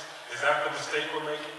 Are we being like that macho soldier who says, I can go into combat and just deal with anything and see anything and come back and be okay? You can't tell me I have PTSD because I'm hard. I went to the gym. I'm swole up. I'm a big man. I'm macho. I'm that. I was the dude. I played football. Are we making that mistake that young man is making, that young woman in combat is making, where she's telling herself a narrative, a tribal tale that is untrue about her need to take care of herself? Do we believe we're beyond that? I believe that the most fundamental way that you celebrate a soul, celebrate you today, is by holding you accountable to your own well-being. It's by reminding you of your greatness and how you leave it behind you so that a child like me can come around behind you and lap it up and taste himself some sweetness. But that I can only do that, I can only lap up your goodness if you've already invested in taking care of yourself. I believe that you and I have been exposed to all the blows of self-care ad nauseum. We all know what they are. Exercise, sleep, nutrition, go to the spa, get your hair did, not done, get it did. There's a difference. And if you don't have that cultural competency, we can do a workshop on that. There's a big difference between getting your hair done and getting it did. If you just keep getting it done, then you end up with this. I'm actually having a beautiful hair day. I'm feeling good about that. That stuff is glorious. It's just staying below ground. Getting your hair did, getting your mani and your pedi and your this and that. care. That's not the challenge most of us face. The challenge most of us face is there's a psychological obstruction inside of us that keeps us from taking care of ourselves. That's the challenge. We know what to do and where to go, but we won't give ourselves permission. We won't say to ourselves, I'm worthy of this. We won't say to ourselves that my wellness is more important than my work, so let me prioritize my wellness first. What we tend to do is give ourselves to the work, all the way till death. Is that true? Till death do us part. I spent time in the Mexican desert years ago with tribal workers. And they were public health workers like you, and social workers, and psychologists, and sociologists, and nurses, and early educators. We were in the desert just talking about the work, and a tribal elder came up. Tribal elder came up to the front of the room, and he said, I'd like to talk to you to share a story about the history of being a social servant in the Diné nation. Diné. Navajo is the colonialist language. Diné is what they call themselves. So he said, I want to share the story of the history of being a social servant, like right here in LA County, but according to our culture. And he began to share a tale about how when a child is born for the Diné people, in a native way, you don't say, this child was born from us. You say, this child was born for us. That implies a sense of purpose, responsibility, and servitude. That child comes with a gift. The Aboriginal culture in Australia, same thing. You're not born from the tribe, you're born for the tribe. You're born for the purpose of the tribe. The children being born today in LA County are being born for this county. If we don't recognize that and we don't help them to see that, then they grow up purposeless, without hope. Because if you don't believe that you have a purpose in your tribe, you quickly grow hopeless. That's your response to stress and pain, when you have no purpose. Purpose is like the great insulator. It's the great incubator. If you have a strong sense of purpose, then you can go through any pain, any struggle, because you know that there's another side, that the sun will rise, that there's another day in which you're going to get to share your giftedness. So the Diné elder said, when a child is born for us, we pay close attention to her traits. We want to see certain things about her. He said, when the child is young and she crawls toward other babies who are crying, she crawls toward the tears, not away from them. That tells us something. When the child gets a little older and they're playing in the sandbox or on the playground and there's a fight, we pay close attention. Does she go into the fight and make the fight more violent? Or does she go into the fight and make peace? Is she a peacemaker? Or is she a hater? When she gets a little older, maybe she's in school and she sees an injustice happen to one of the students, to one of the teachers, we pay close attention, the Diné elder said. Does she stand up against the injustice and for justice, or does she back down and let injustice have its way? The Diné elder said, when we see that a child will crawl toward tears and suffering, she has a compassionate heart. When she goes into conflict, when she wades into battle, she makes peace. And when she witnesses injustice, she will stand against it to stand for justice. When we see all of these things, the Diné elder said, we know that a social servant has been born for the Diné nation. We know that a social worker, that a public health worker, that a nurse, that a healer, that a therapist, that a counselor, that a teacher, that a mentor, that a coach, that a parent, all of these things has been born for us. And the Diné elder said the number one thing after that we recognize is that our tribal responsibility is to support and nurture that new social servant, because the number one thing we've learned in our traditional culture here in the desert is that a social servant is the human being most likely to neglect herself or himself. Most likely. Because the power of love and compassion is so great that if you possess a bonfire in your soul for serving others, it will completely consume you to the point that you will not attend to yourself. And it is within that context of the likelihood of self-neglect that this question of wellness comes up in 2015 for you and I. It's the number one request I get in doing my work on the road is, can you come in and help? My whole workforce is hurting. They're falling apart, high turnover, stress, grief. They don't get a chance to deal with all of the painful things that are happening with the families that they're serving, the baby and the mortality and this and that. They don't get a chance. The culture doesn't support it. The system doesn't support it. The agency and organization. We just don't know how to help our workforce stay together. So you have vicarious trauma, you have secondary trauma, you have compassion fatigue, you have burnout, you have all these things. You have high stress, you have strokes, you have heart attacks. I used to do a lot of work with your colleagues in New Orleans before Hurricane Katrina. They were holistic practitioners just like you. Let's get away from all the silo labels. You all are practicing health and wellness. You are creating the conditions along with families so that they can get what they need in order to discover how to heal themselves. We can't heal other people, but we can help them together in creating the conditions by which their home becomes a greenhouse. And it has all of the requirements for that baby to be welcome home, the family to be welcome home, and the community to be welcome home. So, I forgot what I was going to say. Where was I? New Orleans. Sure it wasn't Portland? I was in New Orleans a lot, and I got to know a lot of you. Here's what happened with Hurricane Katrina that really was a lesson for me about you and about myself, because I consider myself one of you. You remember hearing about how all of those people were stranded in the Superdome? Remember that? Wasn't that long ago? You all remember that? So you had people who made it and were able to evacuate out. You had a lot of people who died in their homes, around their homes. Then you had people who were trying to make it out, but didn't make it out, and had to take shelter in the Superdome, right? Thousands. Did you ever stop and imagine the conditions inside of that closed space? We're talking about New Orleans, right? Early September, I believe. Remember the humidity down there and the heat? How many of you have been down there? All right, it's not LA, it's not sunny Southern California. We're talking about high humidity.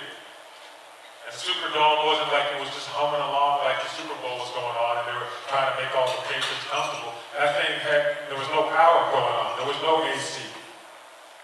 All that body heat inside of that bubble.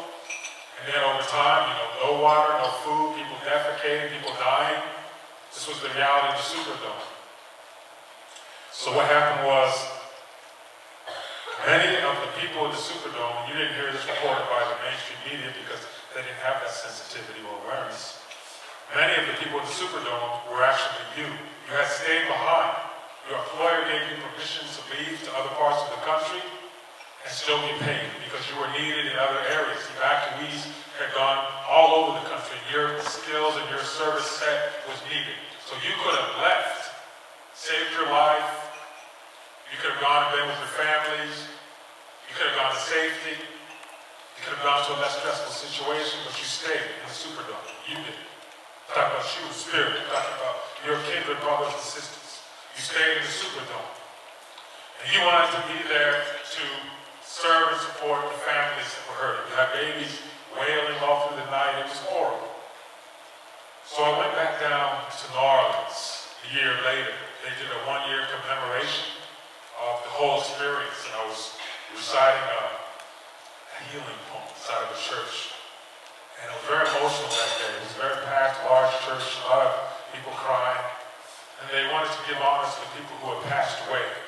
During my time with them that day, I came to learn that many of the people in the last year that had remained behind in the Superdome had died suddenly.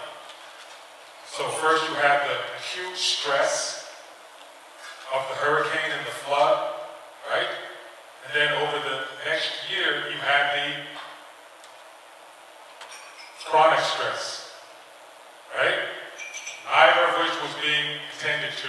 not by the employers, not by the agencies, not by the people themselves. And what you found was you had many people, most of them women, in their 30s, 40s, 50s, 60s, young people, just suddenly killed over, heart attack, stroke, and passed away. Not in the Superdome, in the 1 year afterward. Then what I found out, even this was the part that really grabbed me. They said the overwhelming majority of those people who were deceased in the year after wasn't the community. It wasn't the family of LA. It was the social servants of LA. It was you. See, you have to understand that there is an exponentially magnifying factor, a moderating and mediating factor to being a social servant. By virtue of you opening up your heart and soul literally to these human lives, it makes you in certain ways more vulnerable to stress and anxiety that is unaddressed than those families and children that you serve, those babies that you serve. Because they are at least allowed to focus entirely on their life, on their struggle journey. You carry hundreds and thousands of souls within you when you go to sleep, when you leave the office, when you wake up in the morning. So there's an exponential vulnerability that is right there as a part of this work. And that's what the DNA Elder was trying to articulate. He was trying to say, this work is not first and foremost about serving families. It is about continuing to learn how to nurture and grow and protect and serve ourselves so that our foundation is what it needs to be so that we can use and have access to our gifts in serving our families and children. Does that make sense? It's a psychology that we have to pause and sit with because our culture teaches us that you must be selfless in your compassionate servitude. You must always be thinking first of the family, of the baby, the precious newborn, the precious, precious. But nothing about our societal culture is encouraging you to label yourself as precious. In fact, if anything, you become labeled as disposable. How do we know that? In a capitalistic, materialistic society, you can identify the society's value placed upon things in direct relationship to currency, to finance, to fiscal streams, to funding, to paycheck is what I'm trying to say. Are you the highest paid? Are you paid the equivalent of athletes? So you laugh, you know it. Entertainers, actors right here in Hollywood. Are you paid the equivalent of politicians on Capitol Hill? Are you paid the equivalent of corporate people? Not the CEOs, just people that work in the building. No. This is what I'm suggesting. To the degree that society devalues who you are and what you give, the greater your vulnerability to stress, anxiety, pain, grief, loss, trauma, all of those things. Because you are human, and all human beings need to be valued. If you are feeling valued within your family relationship, you are more likely to catch a cold, catch the flu, come down with something, because your immune system actually becomes suppressed in response to the absence of valuation. If you don't value yourself, and nobody around you values yourself, you're fixing to get sick. And so it is imperative that we understand, you and I, that this work of serving families and babies and mothers, it starts with serving ourselves. We have to learn that language. Can we do that together?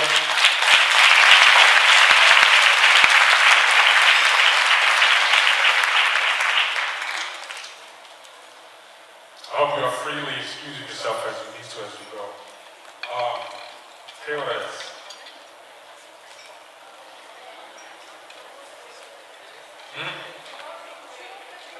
Okay, stay in the stream with me. Children, the recess bell has not rung. Stay in your seats. So I've come here as a child who was born into this, and I needed you. And so, again, all I can do is pour out to you how much I love you. in this brief moment together, praying that it will activate in you this recognition of your need to love yourself better. We can all get better at that. Tell me, is there one person in this room who feels like you've got some sort of advanced degree in loving on yourself? Is there someone in the room? Like, you don't need any more education on that. Good. We got a long way to go, my friends. How much time have we spent practicing deep breathing today? Anybody take a full breath today? Because half of you probably about to pass out, right? But you're used to feeling lightheaded. You're just thinking, oh, we caught up the territory of being older. Being 38 ain't like being 28. I'm just getting older, Jim. Oh yeah, you look blue in the face. Yeah, well. Stop and take a deep breath with me right now. Take one in. Here's the most important part. Let it all the way out. You should be feeling all like this.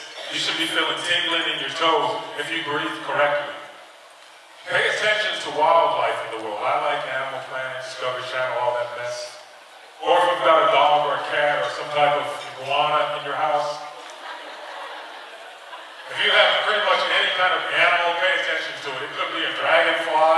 You might have an ant colony. Just pay attention to the way that living things breathe. Unlike you and I, we're the only exception. As human beings, we're the only exception to this. Everything else in the kingdom of living things breathes with its entire body.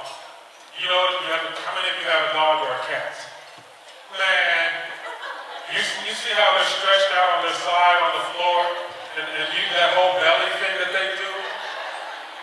That's what we're supposed to be doing. That's the best practice. That's the best practice. So you can't say to yourself, well, I love myself pretty good, Joe. I don't know what you're talking about, son. I love myself. I went to let's see, and you're checking your smartphone, which can sometimes be a dumb phone. You're checking it.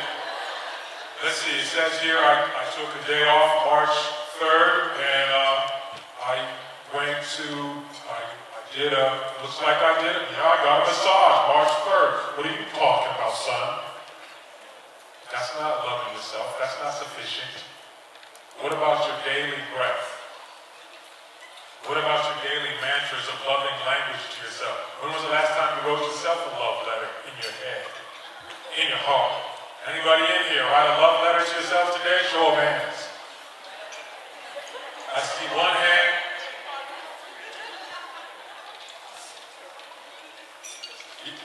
Did any of you actually have the fortune of receiving a love letter at some point in your life?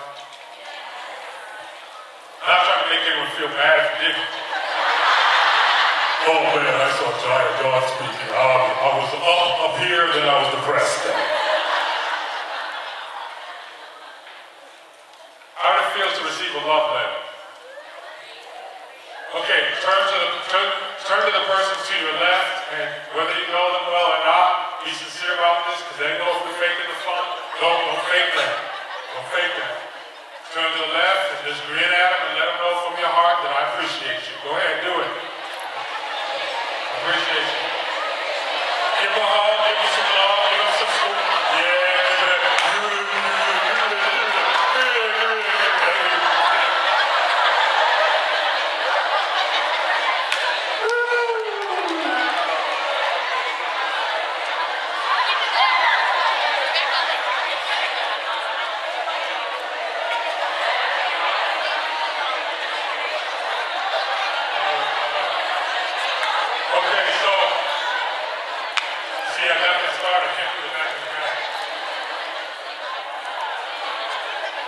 How did that feel? How did it feel to be loved on?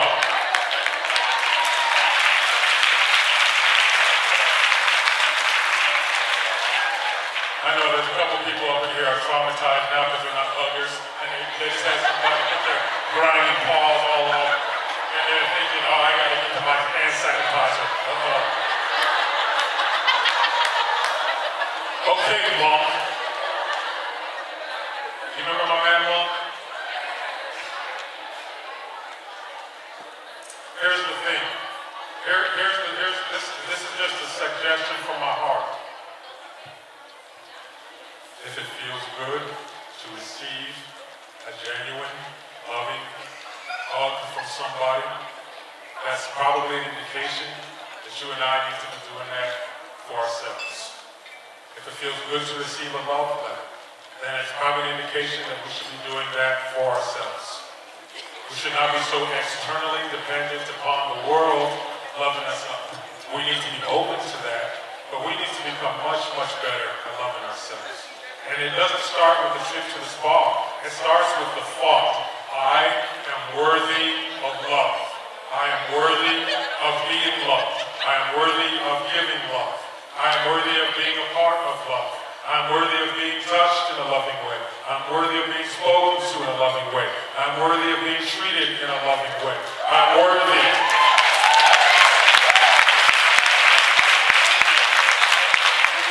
I do not believe that we all feel worthy in this room. I know that I did it for so long in my life, and so because of that, I treated myself poorly. I had to work real hard at that love thing, real hard. Joanne mentioned Vicky Giovanni. My experience with Vicky Giovanni really blew me away and changed my life because I had never witnessed a human being love herself like that. Here I am, a college student, and I'm sitting up in the auditorium, and this small woman comes up in the club. You know, she's probably about this big. I don't know. I'm not good at this altitude, so somewhere in here. And I mentioned her size because we trip a lot. We get confused by our physical body. We forget that our spirit is infinite. It's bigger than Everest. It's great. But if we would just access it and use it, life would be easy. So Vicky Giovanni that day, she came in there and she opened up her spirit. And she said, through her poetry, she said, I am a woman, and you can't touch that. She said, I'm a woman, and an African-American woman, and you can't do a thing about that. She said, through her poetry, she said, I'm an African-American woman, and I'm a human being, and you can't deny that. You can't tarnish that, you can't pollute that, it's untouchable, it's invincible. And she said that through her poetry, and I was crying. Because I didn't know what it meant to love myself. I was never welcomed home. You don't want to wait too long in life to experience that homecoming, that welcome home, the one that you give yourself. You don't want to wait too long for that. There's a Vietnamese monk named Thich Nhat Hanh. He's a small man. He's somewhere in here. Give it up for Thich Nhat Hanh. Give it up for him. They call his people call him Tay, which means teacher. He's in his 80s, probably about 84, written over 100 books, but he's a disciple of loving on himself and loving on everyone else. So that's what he teaches, peace, love. Dr. Martin Luther King is so affected by Thich Nhat Hanh that Dr. King nominated this Vietnamese monk for a Nobel Peace Prize. In fact, you think a lot of Dr. King's strategies in civil rights came from Gandhi, but they also came from Thich Nhat Hanh. Thich Nhat Hanh is still on this earth with us, so we need to appreciate and celebrate him. One of the main things that he says in his teaching is that it's important for us to understand that you can be psychologically. How many of you work with families, by the way, that experience some form, degree of homelessness? Show of hands in the room. Okay. So Thich Nhat Hanh talks about the idea of psychological homelessness, which was something he actually talked himself into when he was exiled from his homeland of Vietnam. He went into the whole woe is me, pity thing, I'm never going to see my family again, and he realized one day, I'm creating my own misery. He said, as long as I am true to myself, that no matter where I am in the world, no matter what the conditions are, who I'm serving, as long as I am true to myself, then I am home. And he worked himself back into a state of what I would call psychological homefulness. See, we have to learn how to be homeful in order to prevent ourselves from being homeless. You can take someone who is materially homeless, put them up in a hotel or a house, but if you haven't helped them to develop homefulness, they end up right back out on the streets.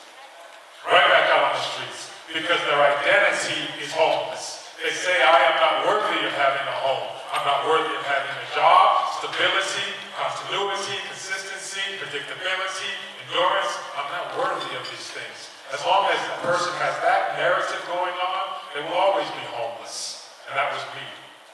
So by way of celebrating you today, I'm also here to say, I hope and pray that you work on your homefulness. Understand that children like me have so much love for you and see so much goodness in you. And we know, obviously not the child that I am now, but the child that I was. We know that the way that you're affected by the stress and grief and trauma of your work has an effect upon you that it causes you to become moored from your dock. You drift out to sea and you become disconnected from your sense of homefulness, which is your true compassion, your true love, your true giftedness, creativity, all that you have to give, not just to others, but to yourself. So don't let yourself go there. You know what I'm saying? Let me share this with you as a love letter. Since some of you didn't write a love letter today, can I love you? Okay. Can I love you?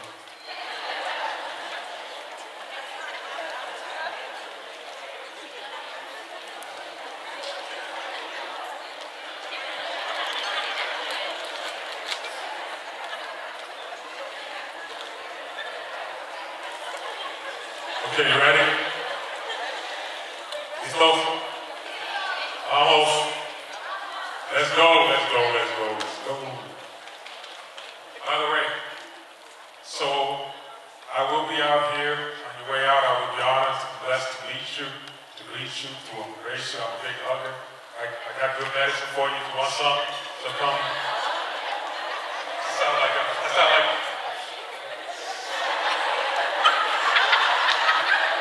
Street Corner Johnny. I meant that in a good way, y'all. I got some love for you. I got some medicine for you. So don't get me in trouble. I have contact information. Really, my ministry is done most often really from a distance. So I meet the young people that I stay in relationship with them from around the world. They hit me up, as they would say. Instagram, Facebook, Twitter, text, whatever. They hit me up. And I like to get hit up by them. So as they would say, please hit me up. If you have questions, tears, needs, whatever it is, I serve not just in this moment, but I'm here on earth, as long as I'm alive, to be of service to you. So I hope you will follow up with me. I have my contact information out on that table. Yeah, that's my only housekeeping. I would love to meet you as you run out the door. Okay, my brothers, that's you men with the lame brain. This is in the voice of a woman, but I want you to stretch your corpus callosum, which is the mediating aspect of the brain. Try to utilize your cerebral frontal cortex. The corpus callosum sometimes gets in the way. You have trouble transferring the left brain to the right brain. Your stuff gets stuck and your head drops on one side like this. When you're talking to my brothers right now. This is in the voice of a woman, but I'm asking you to imagine that it's you too, okay? This is sort of a love letter. This woman is telling the story. She's writing a love letter to herself and to you. But me sharing it with you, I'm letting you know I love you deeply. I'm not afraid to say it. I'm comfortable with that. I love you up because you're the ones that keep the whole tribe together. You're the ones that make the world beautiful. And you're the ones that these children, these babies really depend on to create the conditions in this LA County and in this California and in this humanity so that they can have a chance to grow up and taste themselves something sweet. So, this is my love letter to you. Ready? It's called The Last Straw. The last straw came when I showed up at the staff meeting with toilet paper sticking out of the heel of my pumps. This is you. It was a humiliating trailer on much less than my wedding day. To top it off, a corner of my skirt was hitched up in the back, stuck in the waistband of my hose, revealing my caboose in all its glory. This on the day, of course, when I had worn my tattered Mickey Mouse panties, no less. They were a gift from my niece when she had been there. In that moment, she would have been on the floor howling and crying with laughter, along with every one of my co-workers, including my supervisor and her 10-year-old son, who just, of course, had to choose that day to get suspended from school. And I'm just warming up. I drove to work that morning with the gas cap dangling from the side of the car as I raced to not be late. You see, I ran over my daughter's formerly AWOL pet frog as I backed out of the garage. I heard the squish just as I turned on the radio. I thought the squishing sound was signal static until I heard the most blood-curdling scream come from my daughter, followed by her hideous death stare directed at yours truly. We held the impromptu funeral in the backyard as my daughter prayed out loud for, "God, please forgive my murderous mother." Finally, I left for work, applying mascara in the rearview mirror as I turned the street corner, hit a pothole, and stabbed a streak of black cosmetic straight across my forehead. At the stoplight, I thought I would be safe to put me on some lipstick, and that's when the dump truck behind me blasted its horn to alert me to the green light. I shrieked at the blast, jarring the lipstick straight up my nose. And now it looks just a hair shy of insane. At the staff meeting, once my backside was covered and the toilet paper removed, and after the laughter died down in the fits and spurts, a supervisor asked me with a face near to bursting whether I had any more outcomes to share with the group. We never did manage to conduct a serious meeting that day. Now, LA, check this out. Before I could crawl under my desk and die, my husband called to inform me that it was raining and our dearly departed frog had floated up to the surface in the yard. Could I please come home and comfort our child, notice the use of our, because she sure was upset and I was good as the mother at those kind of things. LA, that was the last straw. The next day I told work that I was leaving the planet and would return when I was human again. I told my husband not to call me even once if he valued his well-being. I checked myself into a resort. I got a deep tissue massage, then a Swedish massage, then a hot stone massage, followed by a pedicure, manicure, body wrap, scalp massage, and a jacuzzi. I ate some lettuce. I did crazy things. I ate strawberries and chocolate in bed to a series of old romance movies. I listened to Italian operatic promises, and at night I cried at the beauty of the full moon set in a clear blue-black sky. I ordered room service when I wanted. Soaked myself silly in bubble baths, went on long walks in tall woods. I wrote love letters to my closest friends and joined some children playing stickball in the street. I picked wildflowers for myself and I sang unabashedly with the morning birds when my soul was satisfied. LA. I checked out of the resort, amazed at what it felt like having taken care of me. I charged this whole affair with myself to the account that my husband and I kept for rainy days, the same one that he pilfered from for his golf habit, which paid him in nothing but curses and bogeys. I had come to realize that if I'm going to do this work of serving those in need, LA, I had better be willing every once in a while to go crazy loving myself, lest crazy come and carry me away. In the end, our beloved frog was laid to rest properly. A stand of sunflowers grew from that very ground. As for me, I managed to keep my bloomers under cover and my head above life's wild waters. I've also learned, LA, I can do this work. I just need a little self-loving sometimes. Thank you.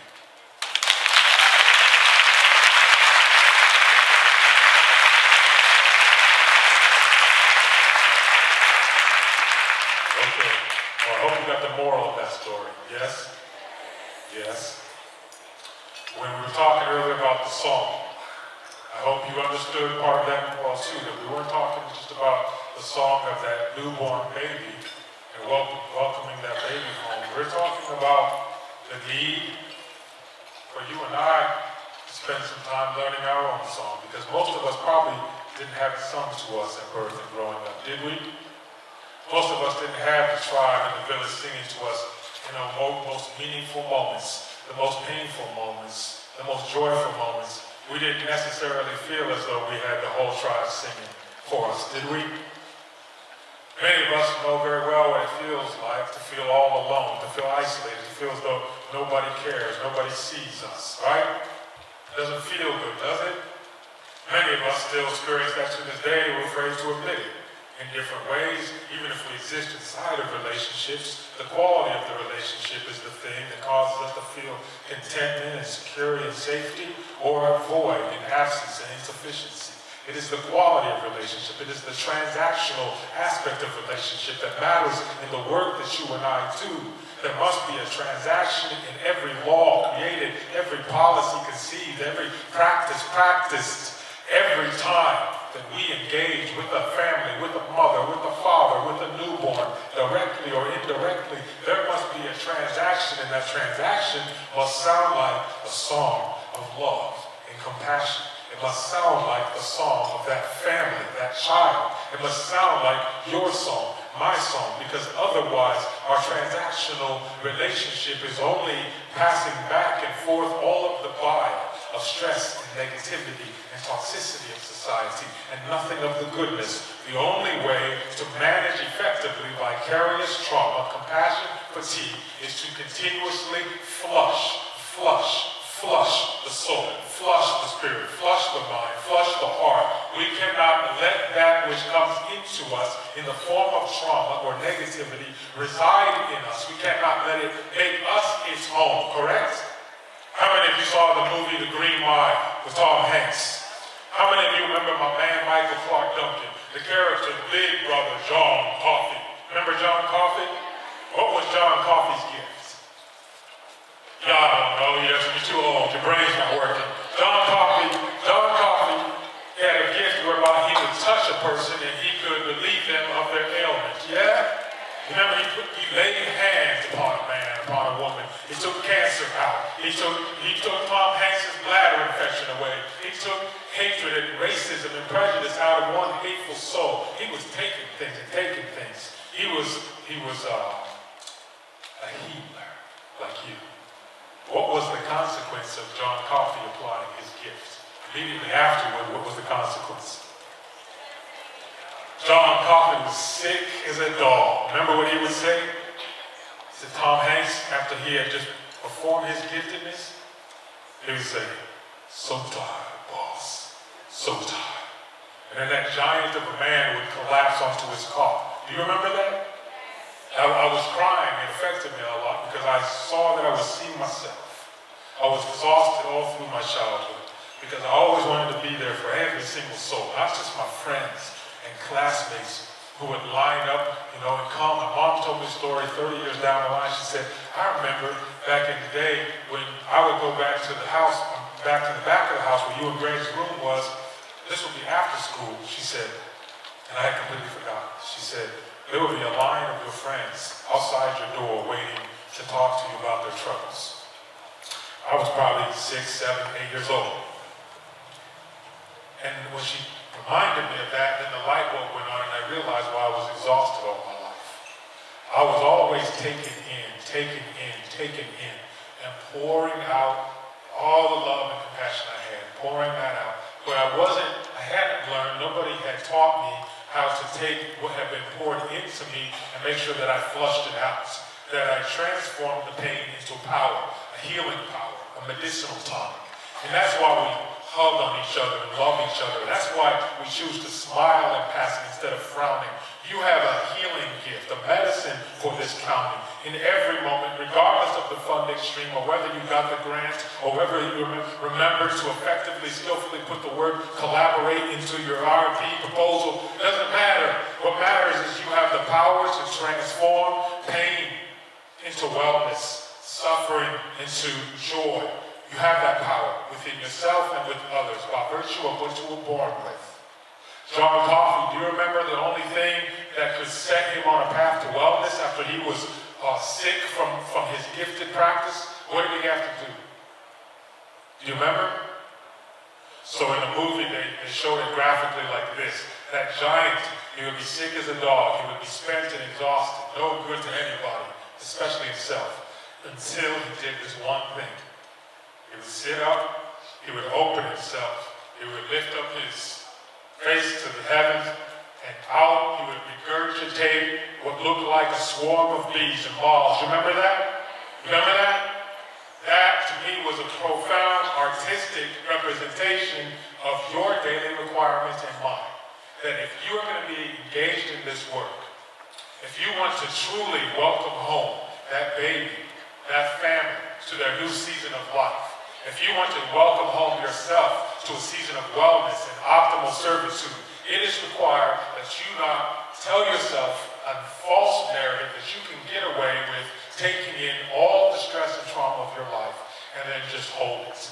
If you don't figure out a way to release the swarm and the horde, if you don't figure out that for you need to cry or laugh or spend time with family and friends or spend time in a meadow somewhere or by the water or getting your nails done or getting your hair did or tap dancing or boogie dancing or going and doing salsa or playing music or whatever it is, we all have our song and we got to download our song, because as long as you were trying to download somebody else's song, you'll try to step correct to their song, but you keep getting it wrong because it's not your song, it's their song. You gotta be true to your song.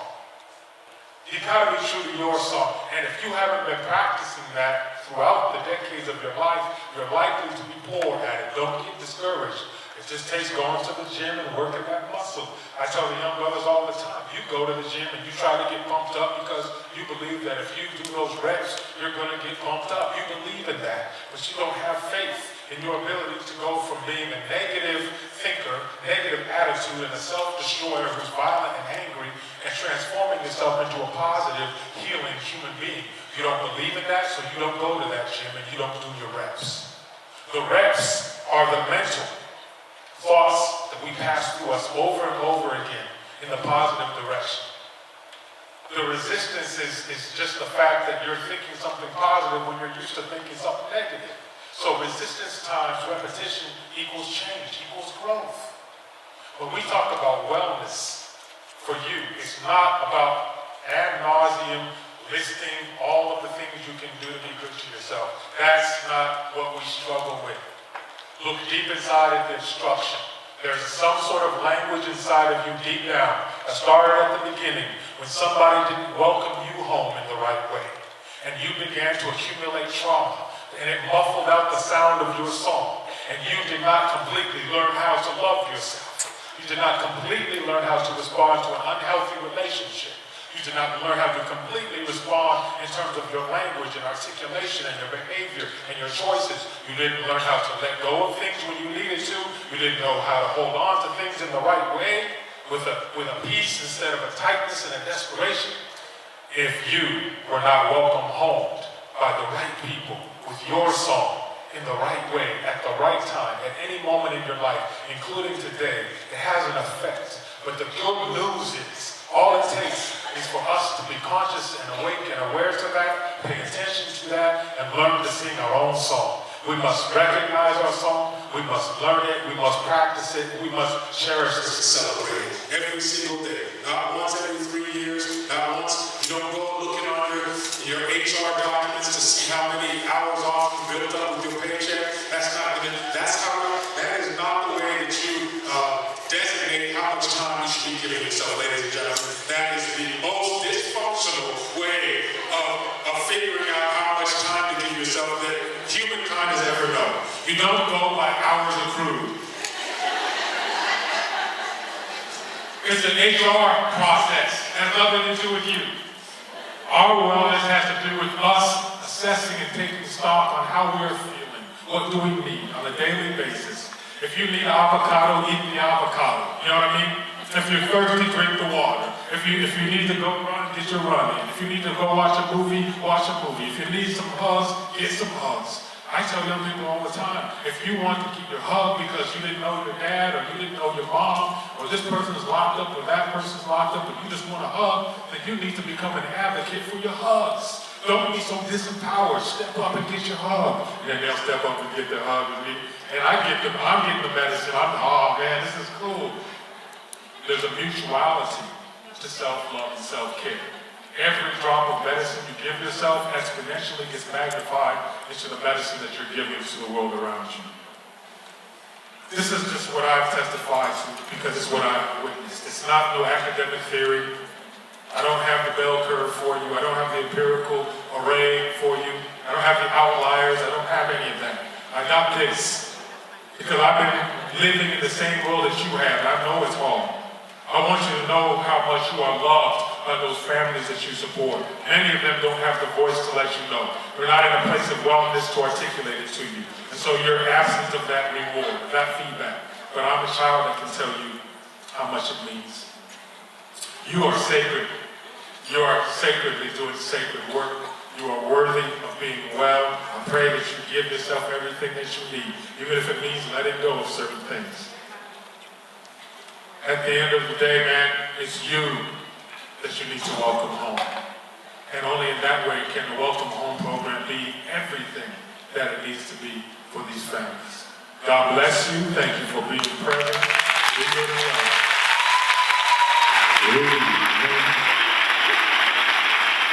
Thank you. Thank you. Thank you.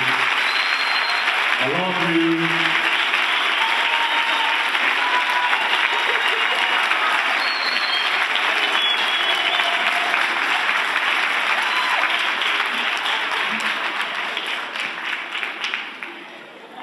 I think Jaiya needs another round of applause.